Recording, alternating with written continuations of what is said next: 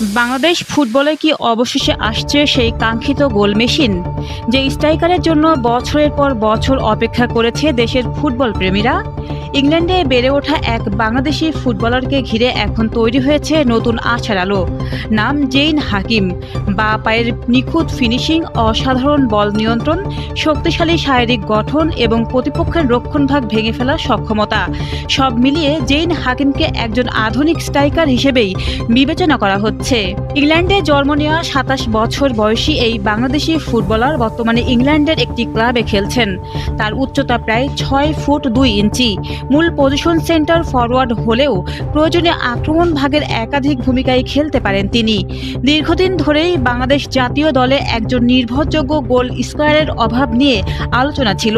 সেই শূন্যতা পূরণে জেইন হাকিম হতে পারেন বড় এক সমাধান, এমনটাই আশা করছেন ফুটবল সংশ্লিষ্টরা। সবচেয়ে বড় সুখবর হলো জেইনের কাগজপত্র সংক্রান্ত জটিলতা ইতোমধ্যেই অনেকটাই সমাধান হয়েছে। সবকিছু পরিকল্পনা অনুযায়ী এগোলে চলতি বছরের সেপ্টেম্বরে ফিফা উইন্ডোর ম্যাচগুলোর আগেই তিনি বাংলাদেশে আসবেন।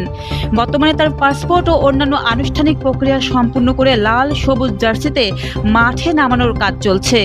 বাংলাদেশের ফুটবল কি এবার সত্যিই পেতে যাচ্ছে ইউরোপিয়ান অভিজ্ঞতা সম্পন্ন একজন নির্ভরযোগ্য স্ট্রাইকার? জেইন হাকিম যদি প্রত্যাশা অনুযায়ী পারফর্ম করতে পারেন, তাহলে শুধু গোলের অভাবই নয়, বদলে যেতে পারে বাংলাদেশের আক্রমণ ভাগের পুরো চিত্র। এখন দেখার বিষয়, সেপ্টেম্বরে ফিফা উইন্ডোতে সত্যিই কি লাল সবুজ জার্সিতে অভিষেক হয় জেইন হাকিমের? আর সেই অভিষেক কি বাংলাদেশের ফুটবলে নতুন যুগের সূচনা করবে? News desk, অন্যধারা।